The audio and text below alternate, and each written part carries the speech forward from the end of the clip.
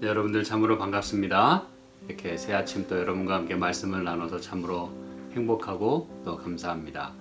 오늘 함께 나눌 성경 말씀은 시편에 있는 말씀 시편 25편입니다. 시편 25편 말씀을 읽으시면서 어느 단어가 많이 나오는지, 그리고 또 어느 성경 구절이 여러분의 마음에 드시는지 잘 이렇게 또 표시도 해두시고 또 성령 하나님께서 도우시길 바라는 마음으로 함께 읽도록 하겠습니다. 시편 25편. 여호와여, 나의 영혼이 주를 우러러 보나이다. 나의 하나님이여, 내가 주께 의지하여 싸우니 나로 부끄럽지 않게 하시고 나의 원수로 나를 이기어 개가를 부르지 못하게 하소서. 주를 바라는 자는 수치를 당하지 아니하려니와 무고히 속이는 자는 수치를 당하리이다. 여호와여, 주의 도를 내게 보이시고 주의 길을 내게 가르치소서. 주의 진리로 나를 지도하시고 교훈하소서. 주는 내 구원의 하나님이시니 내가 종일 주를 바라나이다. 여호와여, 주의 긍휼하심과 인자하심이 영원부터 있었사오니 주여 이것을 기억하옵소서. 여호와여, 내 소시의 죄와 허물을 기억지 마시고 주의 인자하심을 따라 나를 기억하시되 주의 선하심을 인하여 하옵소서. 여호와는 선하시고 정직하시니 그러므로 그 도로 죄인을 교훈하시리로다. 온유한 자를 공의로 지도하시며 온유한 자에게 그 도를 가르치시리로다. 여호와의 모든 길은 그 언약과 증거를 지키는 자에게 인자와 진리로다. 여호와여, 나의 죄악이 중대하오니 주의 이름을 인하여 사하소서. 여호와를 경외하는 자 누구뇨? 그 택할 길을 저에게 가르치시리로다. 저의 영혼은 평안히 거하고 그 자손은 땅을 상속하리로다. 여호와의 친밀함이 경외하는 자에게 있으며 그 언약을 저희에게 보이시리로다. 내 눈이 항상 여호와를 앙망함은 내 발을 그물에서 벗어나게 하실 것이미로다. 주여, 나는 외롭고 괴롭사오니 내게 돌이키사 나를 긍휼히 여기소서. 내 마음에 근심이 많사오니 나를 곤란에서 끌어내소서. 나의 곤고와 환난을 보시고 내 모든 죄를 사하소서. 내 원수를 보소서. 저희가 많고 나를 심히 미워함이니이다. 내 영혼을 지켜 나를 구원하소서. 내가 주께 피하오니 수치를 당치 말게 하소서. 내가 주를 바라오니 성실과 정직으로 나를 보호하소서. 하나님이여, 이스라엘을 그 모든 환난에서 구속하소서. 아멘. 네, 이 시편 25편은 총 22절로 그렇게 되어 있습니다. 근데 여러분이 아시겠습니다만 이 히브리어 알파벳이 22글자로 되어 있어요. 그래서 이 시편의 150편 중에 그 중에 몇 편은 이 히브리어 알파벳 그 맨 앞에 글자 알파벳 순으로 되어 있는 시편들이 몇 개가 있습니다. 뭐 대표적으로 시편 119편이 이제 그렇고요. 그래서 이렇게 클러스터, 이렇게 뭉치로 시편 119편은 그 많은 그 긴 절이 이렇게 몇 구절씩 나눠서 알파벳 순으로 그렇게 돼 있어요. 예를 들어 영어의 알파벳이라 그러면 A, B, C, D 순으로 그 구절들이 다 처음에 시작하는 단어가 다 A로 시작하고 또 그 다음에는 다 B로 시작하고 아주 놀랍게 짜여져 있어요. 근데 이 시편 25편도 총 22개 중에 그저 한 2개 정도만 이렇게 빠지고요. 다 그 알파벳 순서대로 처음 나오는 단어가 그 순서대로 돼 있어요. 그러니까 여러분 얼마나 정교하게 이 말씀들이 기록이 된지 여러분 생각이 드시죠? 그렇죠? 그래서 이 시편 25편 같은 경우에는 어떤 이 주제가 있기도 하지만 이렇게 알파벳 순으로 기록이 돼 있기 때문에 뭐 특별한 어떤 한 주제를 확 이렇게 강하게 강조한다거나 뭐 그러지 않을 수 있겠어요. 그래서 25편을 읽으실 때 여기서는 이런 얘기를 하고 또 저기서는 저런 얘기를 하고, 그래서 약간 여러분이 주제가 꼭 하나로 모아지지 않는다 할지라도 괜찮습니다. 왜냐하면 이것은 그 컬렉션으로 그렇게 알려져 있어요. 그러니까 히브리 알파벳 순으로 그렇게 말씀을 묵상한 그 모든 것들을 알파벳 순으로 정리해서 이렇게 모아놓은 것입니다. 그래서 어떤 주제를 중심으로 이렇게 모아놨는지만 여러분이 캐치하시면 되는데, 첫째는 하나님께서 온유한 자를 특별히 온유한 자, 겸손한 자를 인도하신다고 하는 그 주제가 이 말씀 가운데 녹아져 있습니다. 여러분 읽으시다 보니까 온유한 자에 대해서 이렇게 나오죠. 그렇죠? 그래서 꼭 온유한 자뿐만 아니라 하나님께서 지도하신다. 그런데 특별히 또 마음이 겸손한 자를 하나님이 더욱더, 아무래도 여러분 마음을 오픈한 사람을 더 인도하기 쉽지 않겠습니까? 그렇죠? 그래서 하나님의 지도하심에 대한 이야기가 많이 여기 나와 있어요. 그리고 지도하실 때 하나님의 길로 지도하신다. 그리고 하나님의 하나님의 어떤 진리, 하나님의 교훈, 가르치심, 이런 걸로 지도하신다. 이게 이제 많이 여기 기록이 되어 있습니다. 그리고 여러분이 이 앞에 다 1절부터 그렇게 나옵니다만, 주를 우러러 보나이다. 이렇게 주님을 의지하고 또 바라보고 우러러 보는 그 이야기가 또 앞뒤로 많이 나옵니다. 그렇죠? 그런 주제들이 많이 녹아져 있어요.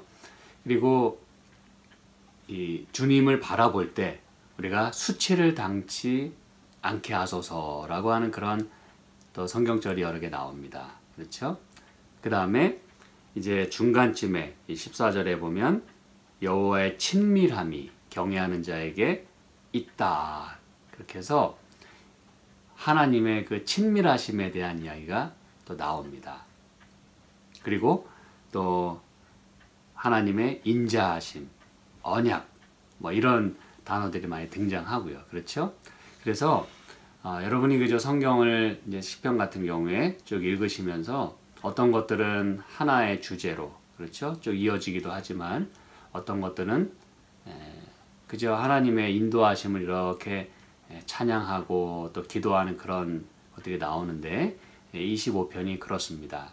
그래서 그저 여러분이 이 25편의 특징이 그렇다는 것을 이렇게 기억하시고, 아주 정교하게 잘 짜여진 그런 시편이라는 것을 기억하시고, 그 중에서 이 시편, 이 다윗이, 그렇죠? 이 시를 지은 다윗이 어떤 내용을 그가 묵상하길 좋아했는지, 이제 그거를 여러분이 여기서 찾으시면 되는 것입니다.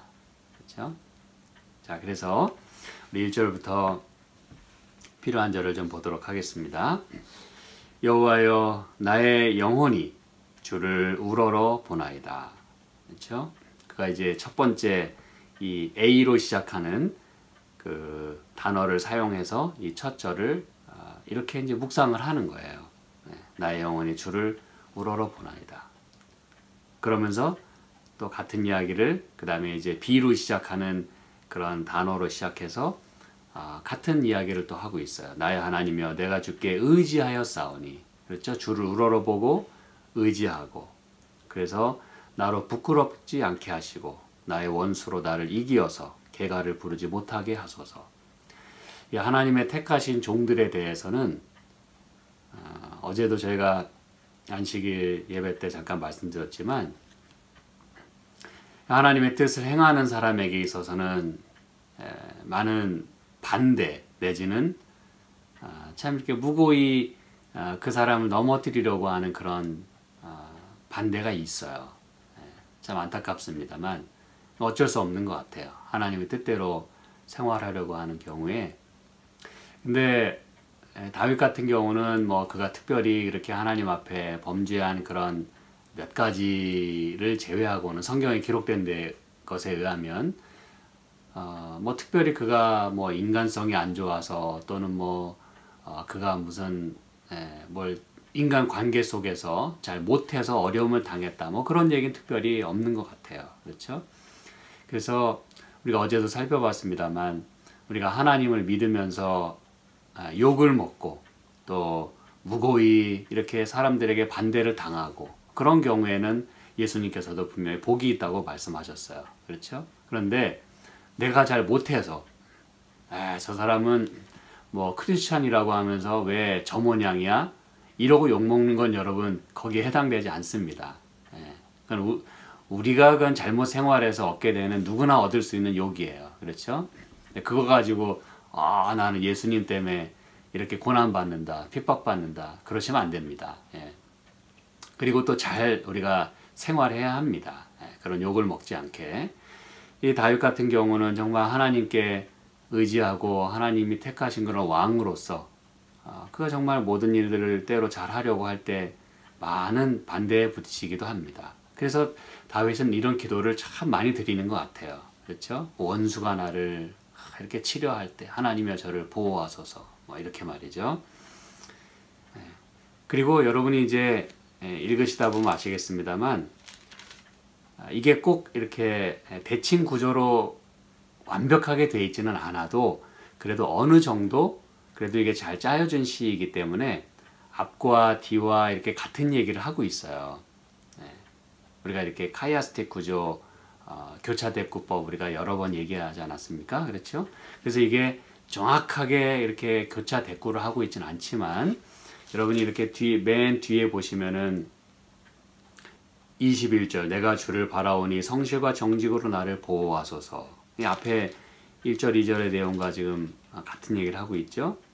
그 다음에 20절에도 내 영혼을 지켜 나를 구원하소서. 내가 주께 피하오니 수치를 당치 말게 하소서. 19절 내 원수를 보소서. 저희가 많고 나를 심히 미워함이니이다. 그래서 여러분 이 앞과 뒤에 이렇게 지금 또 같은 얘기를 하고 있어요.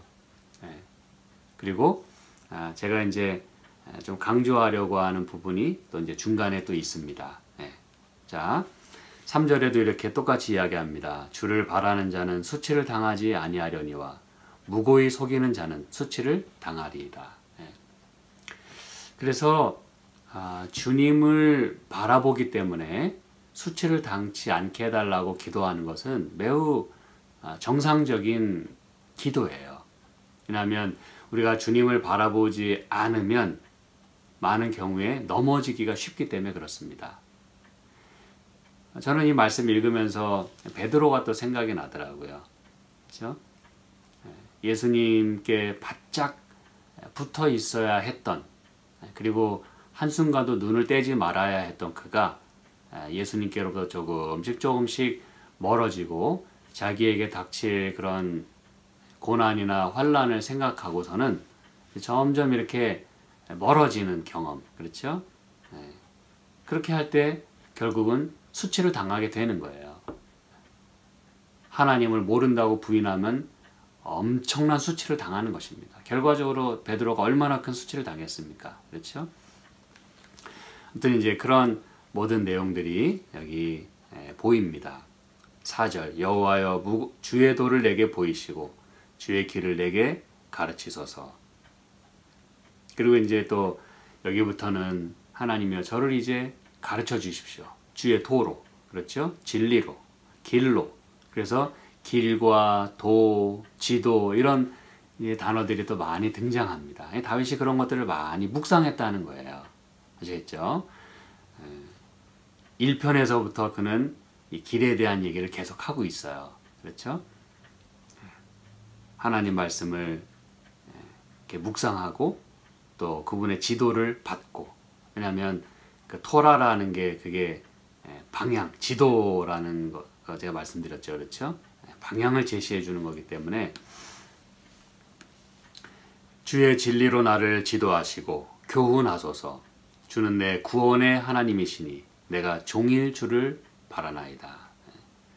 이런 마음으로 살 수 있으면 참 좋겠다고 생각을 합니다. 그렇죠? 종일 주를 바라나이다. 여호와여 주의 긍휼하심과 인자하심이 영원부터 있었사오니 주여 이것을 기억하옵소서. 여호와여 내 소시의 죄와 허물을 기억지 마시고 주의 인자하심을 따라 나를 기억하시되 주의 선하심을 인하여 하옵소서. 여호와는 선하시고 정직하시니 그 도로 죄인을 교훈하시리로다. 여러분, 사실 주님을 우러러보고 그리고 주님의 그 가르침, 주님의 진리, 주님의 도, 그것으로 나를 지도하고 교훈하고 가르쳐달라고 기도하는 사람이 자기의 죄를 돌아보지 않을 리가 없습니다. 그래서 다윗은 하나님을 바라보고 주님의 진리가 나를 지도해달라고 기도하면서 자연스럽게, 그는 아주 자연스러운 과정이에요.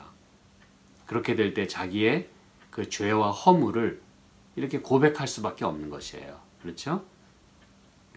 그리고 죄와 허물을 고백하면서 무엇을 지금 붙들고 있는 거예요?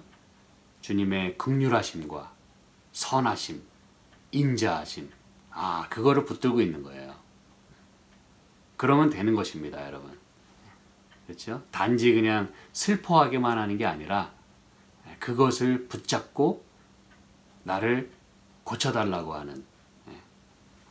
그래서 여기 인자하심이라고 하는 거, 우리가 늘 이야기하죠. 헤세드, 그렇죠? 이거는 정말 처음부터 끝까지 이 성경을 흐르는 하나님의 매우 매우 중요한 품성이에요. 그리고 하나님의 인자하심이 아니면 우리는 이렇게 버틸 수가 없습니다. 그렇죠? 그래서 다윗은 주님의 인자하심을 붙들고 이렇게 기억해 달라고 말이죠. 내 죄와 허물은 기억지 마시고 주의 인자하심을 따라 나를 기억해 달라고 하는 놀라운 기도를 지금 드리고 있는 거예요. 참 이렇게 절박하게 나를 기억해 달라고 하는 이 다윗의 기도는 참 이 십자가 상에서의 그 강도의 그 기도, 마지막 기도, 그렇죠? 나를 기억하옵소서. 당신의 나라에 임하실 때 나를 기억하옵소서. 그런 그 절박함이 녹아 있는 것 같아요. 그렇죠? 우리가 드릴 수 있는 기도가 이럴 수 있었으면 참 좋겠어요. 그렇죠? 나를 기억해 달라고.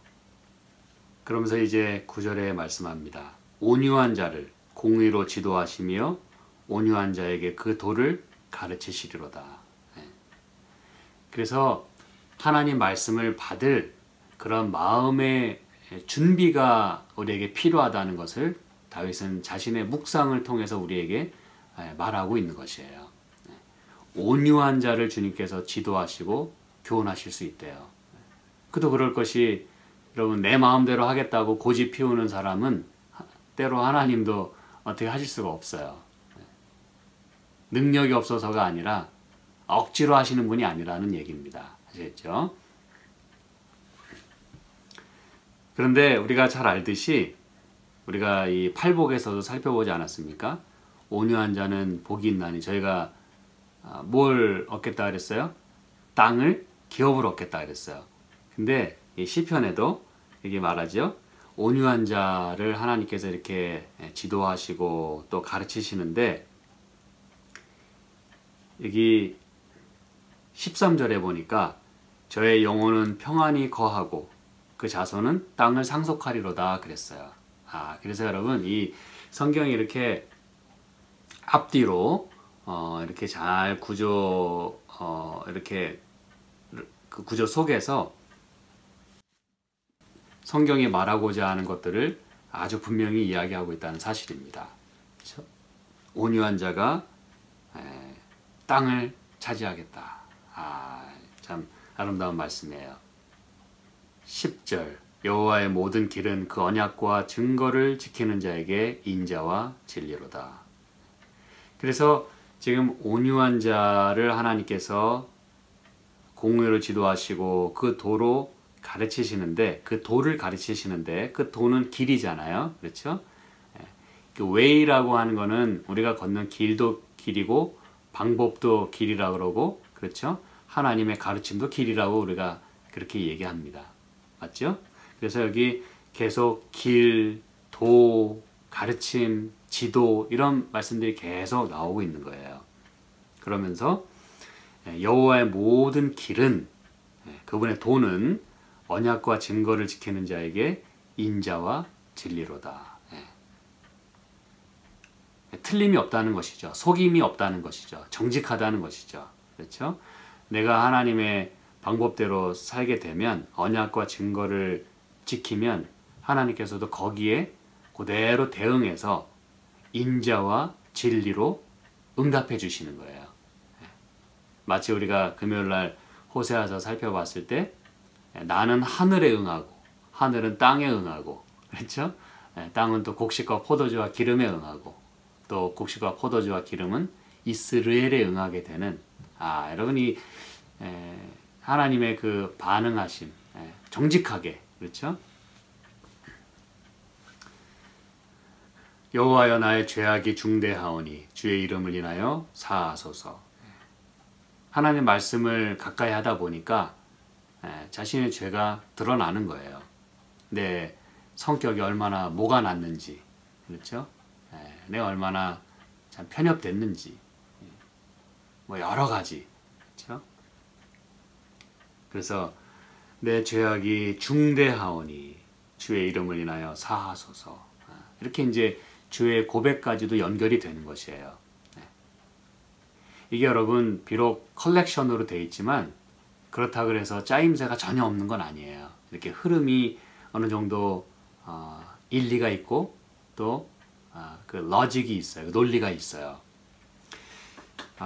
여기 죄악이 아주 중대하다 그랬는데 이 여기 중대하다고 하는 이 표현은요, 물론 크다는 얘기예요. 크고 무겁다. 그런데 이 중대하다는 말이 제가 이제 하나의 또 묵상할 수 있는 팁을 드리자면, 이게 이제 우두머리라고 하는 뜻입니다. 우두머리. 그럼 여러분이 이제 이게 무슨 얘기인지 아시겠죠? 사도 바울이 여러분 그렇게 고백하지 않았습니까? 나는 죄인 중에 뭐라 그랬어요? 괴수로다 그랬어요. 그게 바로 우두머리란 뜻이거든요. 죄인 중에 내가 으뜸이다. 내 죄가 중대하다. 그 뜻이에요.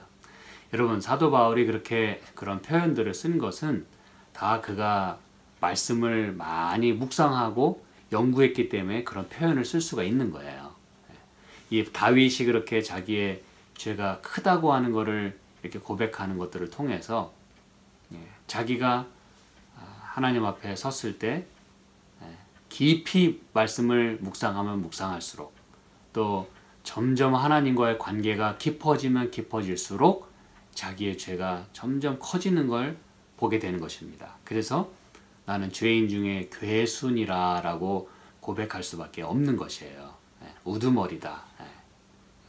무슨지 아시겠죠?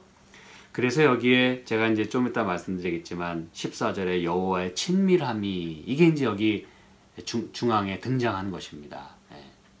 그분과 가까워지면 가까워질수록 내 죄는 점점 크게 보이는 거예요. 그게 정상입니다, 여러분. 자, 그래서 주의 이름을 인하여 사하소서. 여호와를 경외하는 자 누구뇨? 말씀을 그리고 하나님의 도를 내가 가까이 하면, 그렇죠? 당연히 여호와를 경외하게 돼 있어요. 두려워하게 돼 있고 또 그분을 존중하게 돼 있습니다. 그 택할 길을 저에게 가르치시리로다. 그렇죠? 모든 길은 선택의 길이에요.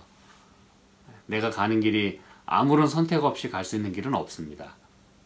그런데 그 매 순간의 그런 그 선택의 시간들에 하나님께서 우리에게 어떤 길을 가야 될지 가르쳐 주신다고 하는 놀라운 묵상을 하고 있는 것입니다. 다윗이 저의 영혼은 평안히 거하고 그 자손은 땅을 상속하리로다. 14절 여호와의 친밀함이 경외하는 자에게 있으며 그 언약을 저희에게 보이시리로다. 이것 좀 이따 다시 말씀드릴게요. 내 눈이 항상 여호와를 앙망함은 내 발을 그물에서 벗어나게 하실 것이미로다. 계속 바라보고 앙망하고, 그렇죠? 우러러 보고, 주여 나는 외롭고 괴롭사오니 내게 돌이키사 나를 긍휼히 여기소서. 그렇죠? 이 하나님의 길을 가는 사람들은 많은 경우 외로워요. 그렇죠? 괴롭고. 이게 여러분 외롭고 괴롭다는 게 친구가 하나도 없다는 걸 말하는 건 아닙니다, 여러분. 잘 아시죠? 그렇죠? 우리는 많은 친구들이 있고 참 좋은 성격으로 좋은 교제를 나눠도 여전히 외롭고 괴로울 수 있어요. 그거는 왜 그런지 여러분이 잘 이해하실 겁니다. 그렇죠? 모두가 다 하나님의 뜻대로 생활하면 외로울 일은 없을 거예요. 왜? 뜻이 같으니까. 내가 이거 생각하면 저 사람도 저거 생각하는 게 이렇게 딱 텔레파시도 잘 통하고 어느 정도 다 뜻이 같으면 느낌이 다 비슷하게 가요. 근데 그렇지 않은 경우에는 참 외로운 것이에요. 괴로운 것이에요. 그렇다고 그 사람이 성격이 나쁘고 뭐 사교성이 없고 그러냐? 아니에요. 잘 사귀고 모든 사람과 아주 원만한 인간관계 속에 있어도 하나님의 길을 가는 사람들은 그럴 수 있다는 것입니다. 그렇죠? 그리고 어떤 특별한 또 상황에 처해지게 될 때는 또 이런 경험을 하게 되는 것입니다. 내 마음에 근심이 많사오니 나를 곤란에서 끌어내소서.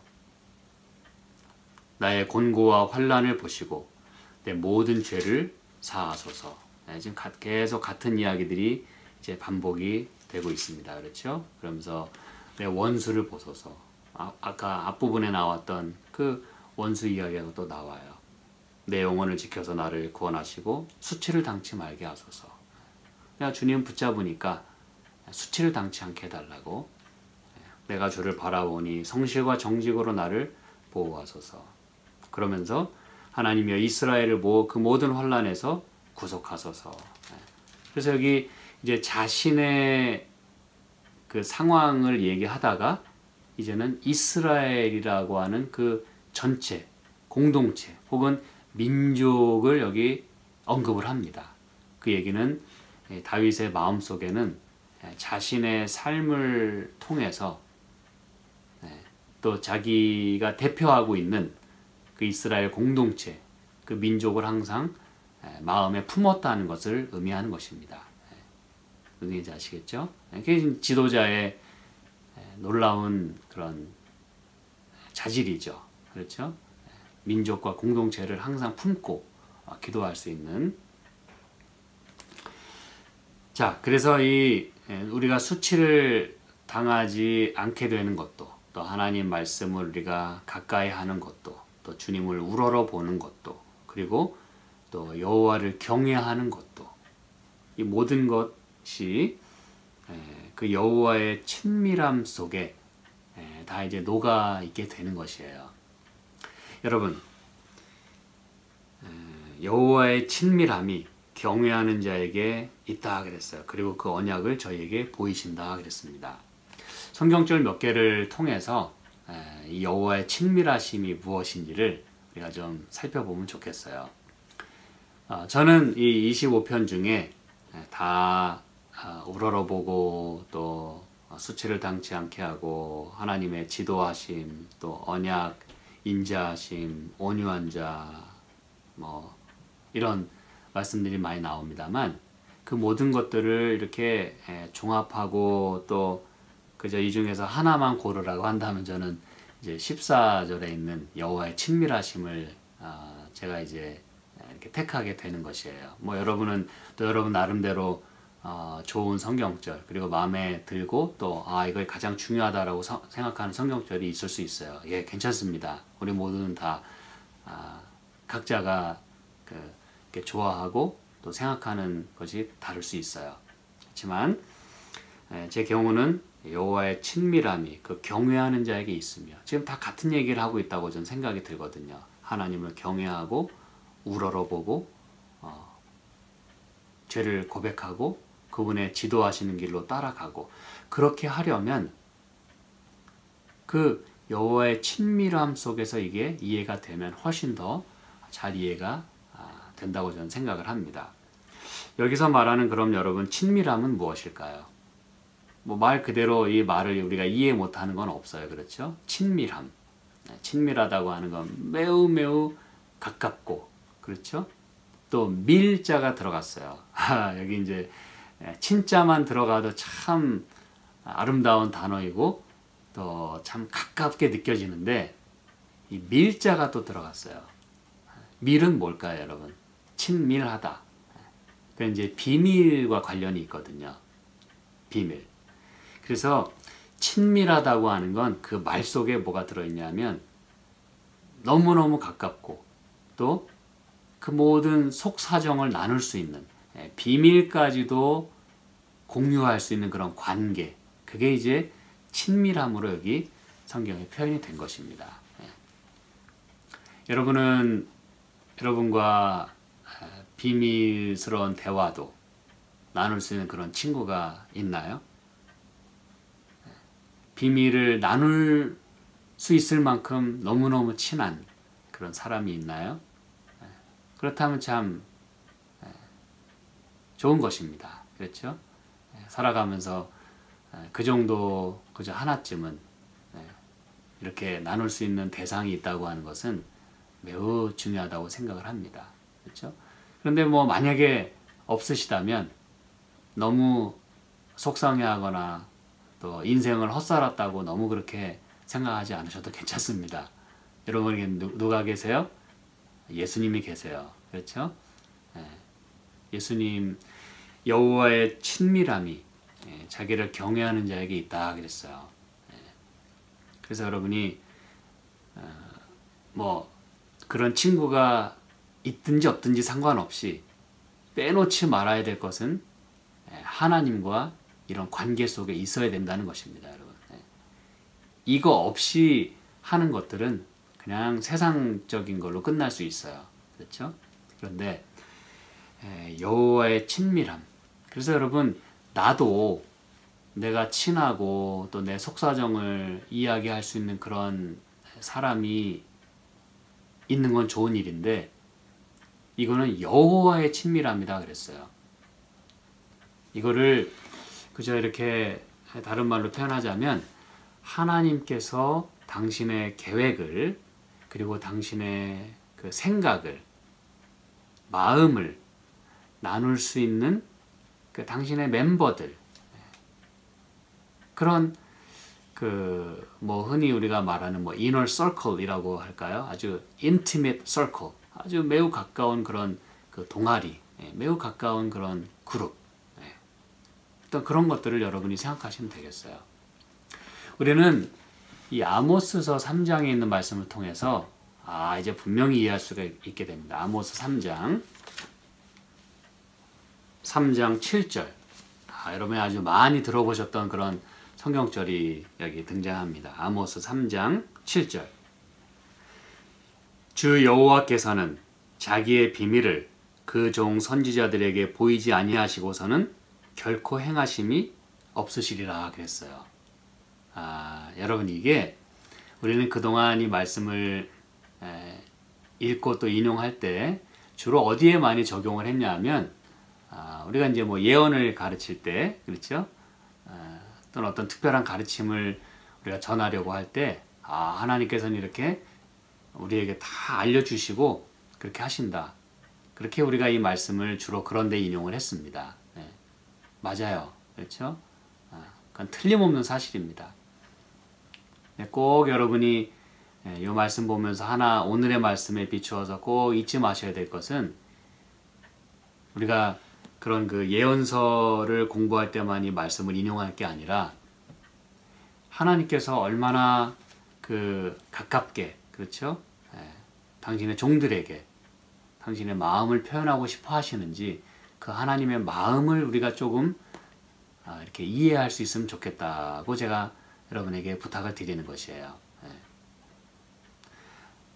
주 여호와께서는 자기의 비밀을, 하나님도 비밀을 갖고 계시대요. 하나님도. 물론 우리가 그 비밀을 다 알 수 있는 길은 없습니다. 그렇죠? 나의 생각은 너의 생각과 다르고 하나님 생각을 우리가 다 감히 다 측량할 수가 없어요. 그런데 적어도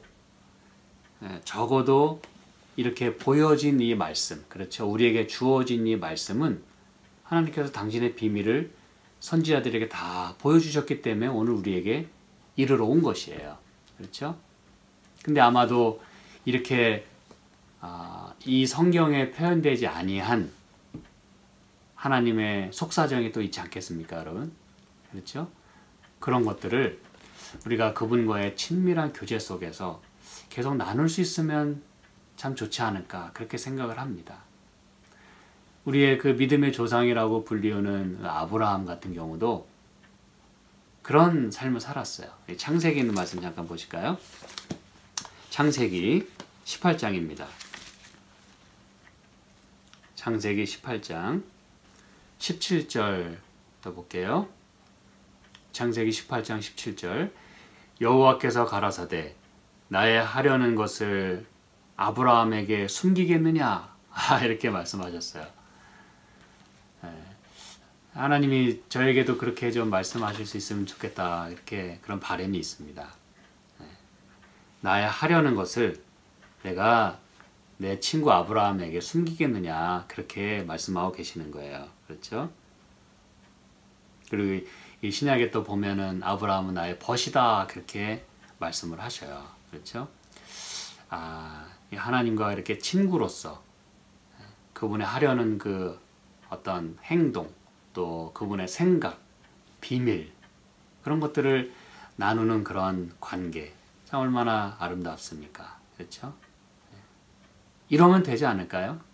하나님과 이런 생각을 나눌 수 있는 그런 관계면은 그게 여호와를 경외하는 것이고 그게 그분의 가르침을 받는 것이고 그렇죠? 그러다 보면 우리의 죄가 크게 보이기 때문에 죄의 용서를 우리가 구하게 되고 하나님과 가까워지면 가까워질수록 우리의 죄됨이 드러나기 때문에 우리는 그것을 해결하고 싶은 생각이 들 거예요. 그렇죠? 전에는 느끼지 못했던 그런 그 마음의 죄와 또 생각들, 어떤 행동들 전에는 그냥 무심코 이게 너무나 당연했어요. 그 죄 짓는 게 내 일상이고 늘 해왔던 거기 때문에 아무런 거리낌이 없어요. 그런데 어느 순간부터는 말씀이 내 마음속에 들어오고 계속해서 이것을 묵상하고 하나님과 가까워질 때는 어느 순간부터는 그게 이게 잘못된 거구나 라는 걸 깨달으시게 될 거예요. 그때 여러분은 하나님 앞에 무릎을 꿇고 주의 용서를 구하게 되는 것이에요. 그만큼 더욱 센서티브해진다는 거예요. 그게 중요합니다. 신앙에서는 그 민감성이 떨어지면 끝이에요. 신앙은 그 민감성이 매우 매우 중요합니다. 그것은 달리 방법이 없어요. 말씀으로 우리가 그것을 계속 예리하게 만들 수밖에 없어요. 하나님과 가까워지는 그런 교제 없이는 결코 민감해질 수 없습니다. 그 다음에 우리는 모세 이야기 지난번 살펴봤습니다만 출애굽기 33장에 그렇게 분명히 말씀했죠. 출애굽기 33장 11절 사람이 그 친구와 이야기함 같이 여호와께서는 모세와 대면하여 말씀하시며 그랬어요. 이렇게 훌륭한 믿음의 생애를 살았던 사람들은 공통적인 특징을 찾아보니까 뭐였어요? 하나님과 늘 대화를 나누는 사람이었어요. 아름다운 말씀입니다. 오늘 우리에게도 해당될 수 있어요. 요한복음 15장 15절 봅니다. 요한복음 15장 15절 이제부터는 너희를 종이라 하지 아니하리니 종은 주인의 하는 것을 알지 못함이라 너희를 친구라 하였노니 내가 내 아버지께 들은 것을 다 너희에게 알게 하였음이니라 그랬습니다. 여러분.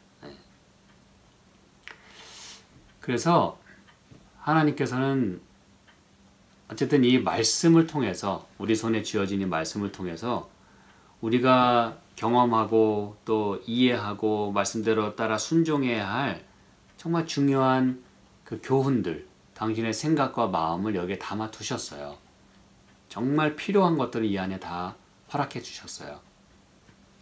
매 순간 당신의 선지자들을 통해서 그렇죠?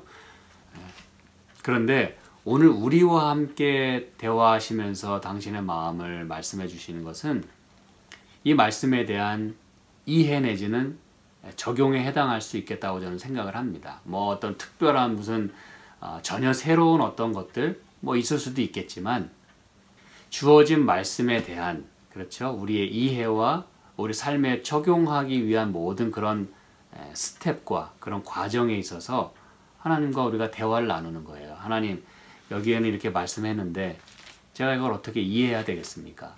어떻게 내가 이대로 생활해야 되겠습니까? 이게 도대체 무슨 얘기입니까? 그때 우리는 하나님과 대화를 통해서 하나님의 마음을 얻게 되는 거예요. 아, 이렇게 하기를 원했던 것이구나. 이게 바로 하나님의 뜻이구나. 이제 이런 것들 말이죠. 저는 이제 오늘 제가 말씀을 마무리하면서 이 외에도 사실 여러 개가 더 많이 있어요. 그런데 우리가 살펴본 말씀만으로도 이미 충분히 설명이 됐으리라 생각을 합니다. 그래서 중요한 것은 이제 시편 25편에서 다윗이 그 매 순간 묵상하게 좋아했던 것들을 알파벳 순으로 정리를 했어요. 모아놨어요. 그럼에도 그 가운데는 어떤 주제가 있어요. 하나님은 늘 우러러보는 생애, 그렇죠? 바라보는 생애. 그래서 수치를 당치 않게 해달라고 하는, 그 말은 다른 말로 하면 내가 하나님의 이름을 욕먹이지 않게 해달라고 하는 기도나 같은 얘기입니다, 여러분. 그렇죠? 나 혼자 단지 그냥 욕먹지 않게 해달라는 그런 게 아니라 내 삶을 통해서 주님이 욕을 먹지 않게 해달라는 그 얘기예요, 사실은. 왜냐하면 하나님과 가까워지면 가까워질수록 서로를 위하게 되잖아요. 내가 욕을 먹는다는 건 결국 하나님이 욕을 먹는 거예요. 왜냐하면 크리스천으로 살아가기 때문에. 그리스도라고 하는 이름이 내 크리스천, 그리스도인, 그 말은 그리스도가 있다는 얘기잖아요. 그리스도인으로 살아간다고 하는 건 내가 욕을 먹으면 하나님이 욕을 먹으시는 거예요. 그래서 주님과 가까워지고 또 주님의 도로 항상 교훈해달라고 하는 그런 기도를 통해서 내 죄를 고백하고 하나님과 더욱더 그런 친밀함 속에서 우리가 생활하게 된다면 우리가 이 시편 25편에 있는 말씀을 우리가 제대로 알고 또 실천하며 우리의 생활에 적용하며 그렇게 생활할 수 있다고 생각을 합니다. 그렇게 하나님께서 축복해 주시기를 간절히 바랍니다. 기도하겠습니다. 하나님 아버지, 저희가 말씀을 가까이 하게 하시고 또 우리의 죄를 늘 고백하며 주님과 생각을 나누고 또 주님의 인자하심을 경험하고 그렇게 해서 더욱더 전보다 주님과 더 가까워지고 말씀이 더 잘 이해되고 또 말씀 때문에 우리가 더욱 기뻐하는 생애 살 수 있도록 우리가 가는 길을 올바로 갈 수 있도록 주께서 축복하여 주시옵소서. 예수님의 이름으로 기도합니다. 아멘.